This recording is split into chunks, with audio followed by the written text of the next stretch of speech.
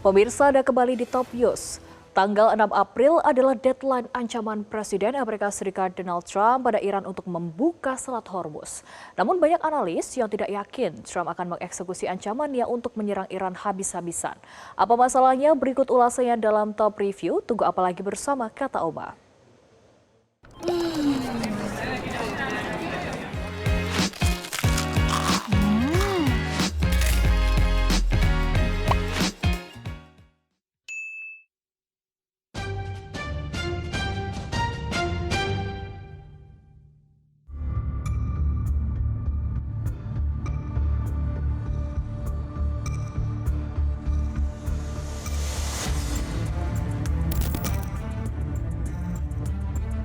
April adalah tanggal deadline ancaman Presiden Amerika Serikat Donald Trump kepada Iran untuk membuka Selat Hormuz. Dan jelang 6 April, Trump melalui platform media sosial miliknya Truth Social melontarkan ancaman 48 jam bagi Iran untuk membuka kembali Selat Hormuz. Jika jalur itu tidak dibuka, Trump mengancam akan melancarkan serangan terhadap infrastruktur penting Iran, termasuk pembangkit listrik, jembatan, dan fasilitas lainnya. Melalui unggahan di media sosial, Trump sesumbar soal kesiapan AS untuk melancarkan serangan yang kekuatannya disebut 2 kali lebih besar. Ancaman Trump ini sejatinya merupakan rangkaian dari ancaman yang pertama kali dilontarkan pada 22 Maret 2026. Kala itu, Trump mengeluarkan ultimatum awal 48 jam bagi Iran untuk membuka kembali Selat Hormuz. Jika tidak, Trump mengancam akan menghancurkan pembangkit listrik Iran. Pada 23 Maret 2026 sebelum masa 48 jam habis, Trump mengumumkan melalui platform media sosialnya Truth Social bahwa ia menunda serangan itu selama 5 hari ke depan. Alasannya menurut klaim sepihak Trump karena ada kemajuan atau komunikasi dari pihak Iran yang membuatnya memberikan ruang tambahan untuk negosiasi. Namun hal itu jelas-jelas dibantah oleh Iran. Setelah masa 5 hari itu mendekati akhir pada 27 Maret 2026, Trump kembali memperpanjang tenggat waktu serangan hingga 6 April 2026. Apakah ancaman Trump itu akan direalisasikan pada 6 April ini? Analis meyakini itu akan dilakukan tapi tidak dalam skala penuh. Apakah misalnya ini adalah serius atau gertakan? Pertama jelas beberapa waktu lalu jembatan sudah diserang, itu satu. Kedua, Trump ini kan memang kalau dari omongan memang sulit dipegang ya. Tapi kan yang kita harus perhatikan adalah apakah memang sudah ada pergerakan atau sedang ada pergerakan. Kenyataannya sampai sekarang ini kan pergerakannya masih terjadi, bahwa dia sudah menyiapkan pasukan dan lain-lain.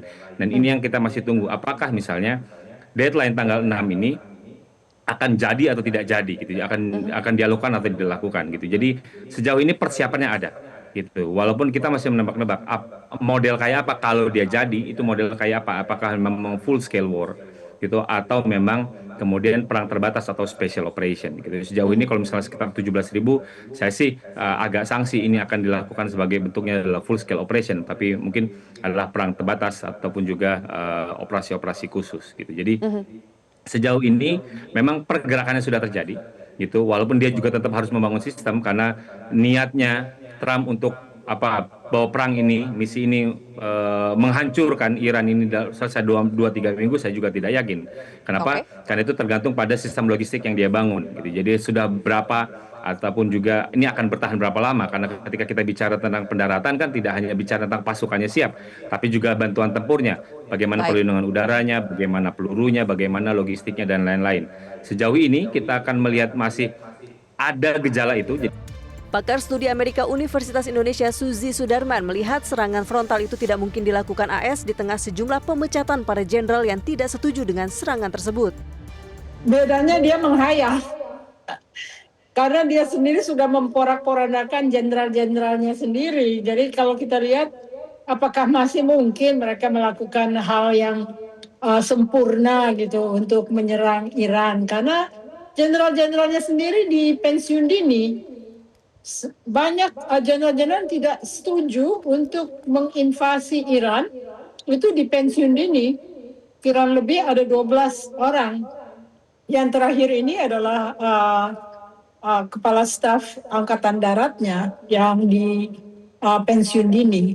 Jadi kalau kita lihat susunan kalangan di Pentagon yang porak-poranda oleh tindakan-tindakan Hegseth yang sangat menghina para profesional itu, apakah mungkin sebuah peperangan dilakukan dalam kondisi di mana rakyat Amerika tidak setuju juga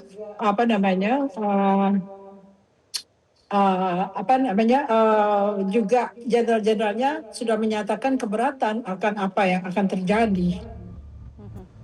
Lalu apa tanggapan Iran? Pihak Iran merespons ancaman Trump dengan menyebutnya sebagai tindakan yang bodoh dan delusi, serta memperingatkan bahwa langkah sembrono Amerika Serikat dapat memicu kebakaran di seluruh kawasan Timur Tengah. Penasihat senior pemimpin tertinggi Iran Ali Akbar Velayati mengancam akan memperluas eskalasi dengan menyerang target infrastruktur di negara-negara Teluk dan mengancam akan memblokade Selat Bab el-Mandab. Selat Bab el-Mandab adalah titik mati maritim yang menghubungkan Laut Merah dengan Teluk Aden di Samudra Hindia. Lokasinya terletak di antara Yaman di Asia serta Djibouti dan Eritrea di Afrika. Bab al-Mandab dalam bahasa Arab berarti gerbang air mata, merujuk pada bahaya navigasi yang tinggi sejak zaman dahulu. Bab al-Mandab adalah pintu masuk selatan bagi semua kapal yang ingin melewati terusan Suez menuju Eropa atau sebaliknya. Sekitar 4 hingga 5 juta barel minyak mentah dan produk minyak sulingan melewati selat ini setiap hari menuju Eropa, Amerika Serikat, dan Asia. Hampir semua perdagangan barang antara Asia dan Eropa seperti elektronik, pakaian, bahan pangan bergantung pada keamanan selat ini. Angkatan bersenjata Ansarullah Yaman yang didukung oleh Iran menguasai sebagian besar garis pantai Laut Merah di Yaman, termasuk wilayah yang menghadap langsung ke titik tersempit Selat Bab al-Mandab. Poros perlawanan Islam di Yaman mengontrol selat menggunakan rudal anti kapal dan drone untuk menebar ancaman terhadap pelayaran internasional terkait AS dan Zionis. Jika selat ini juga ditutup, maka krisis ekonomi global akan semakin parah. Ya, tentu saja kalau Bab Selat el-Mandeb itu diblokade, tentu saja krisis akan makin menggila, akan makin meningkat. Kenapa? Karena di satu sisi itu artinya 20% logistik dunia itu sangat bisa terganggu. Kita bisa bayangkan karena kan di situ ada terusan Suez ya. Lalu ini yang tentu saja impact-nya tidak hanya kita bicara hanya pada oil and gas, tapi juga pada sistem logistik dunia, jadi supply chain dunia. Ini yang memang sedikit banyak, karena itu kalau Selat Bab el-Mandeb itu kan lebih banyak dikuasai oleh Houthi ya, lebih banyak dikuasai Houthi, dan itu yang sebenarnya lebih banyak juga dikhawatirkan oleh banyak pihak, karena bagi negara-negara Teluk kan sebenarnya Selat Bab el-Mandeb itu adalah salah satu solusi ketika yang atas ditutup, yang di bawah bisa lewat. Problemnya adalah kalau itu dua-duanya ditutup, tentu ini eskalasi akan menjadi semakin sulit untuk dikendalikan dampaknya, Mbak Zilvia.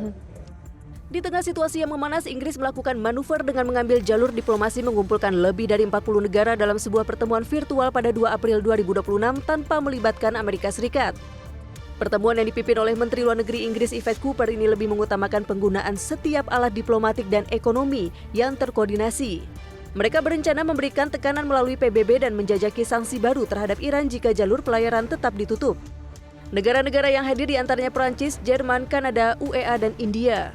Mereka sepakat untuk membentuk koalisi internasional guna mendesak pembukaan kembali jalur itu secara tanpa syarat. Inggris menuduh Iran menjadikan ekonomi dunia sebagai sandera karena telah menyebabkan penurunan drastis arus kapal dari rata-rata 150 kapal per hari menjadi hanya sekitar 5 kapal. Akibatnya terjadi lonjakan harga energi dan bahan pangan secara global yang dipicu oleh agresi AS dan Zionis Israel ke Iran.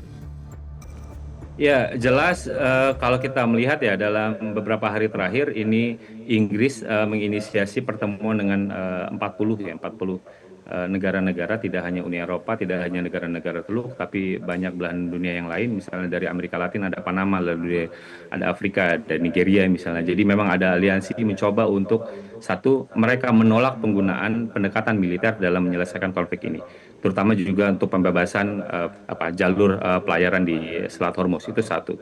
Kedua, mereka juga berpikir bagaimana kemudian semua tekanan ataupun semua opsi yang dilakukan adalah non-koersif atau non-militer. Jadi mereka menggunakan pendekatan untuk politik, ekonomi, dan juga sanksi-sanksi yang lain, itu menjadi pilihan.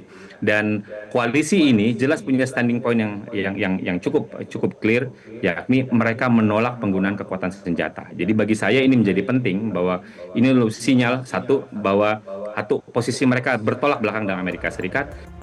Secara teori, Iran akan terjepit melalui tekanan militer gaya Trump dan tekanan ekonomi gaya Inggris. Namun analis justru khawatir tekanan dua arah ini justru membuat Iran merasa tidak punya pilihan selain melakukan serangan balasan habis-habisan. Mengenai ancaman Trump sendiri, analis di Amerika Serikat berpendapat bahwa ancaman keras itu bisa jadi merupakan strategi defleksi atau pengalihan isu domestik. Analis melihat pola Trump yang selalu mengancam akan menghancurkan lawan sebelum akhirnya menawarkan kesepakatan. Trump dinilai sedang melakukan brinkmanship atau diplomasi di ambang perang. Trump disebut ingin menunjukkan kesiapan tempur yang maksimal sembari tetap mencari cara untuk bernegosiasi.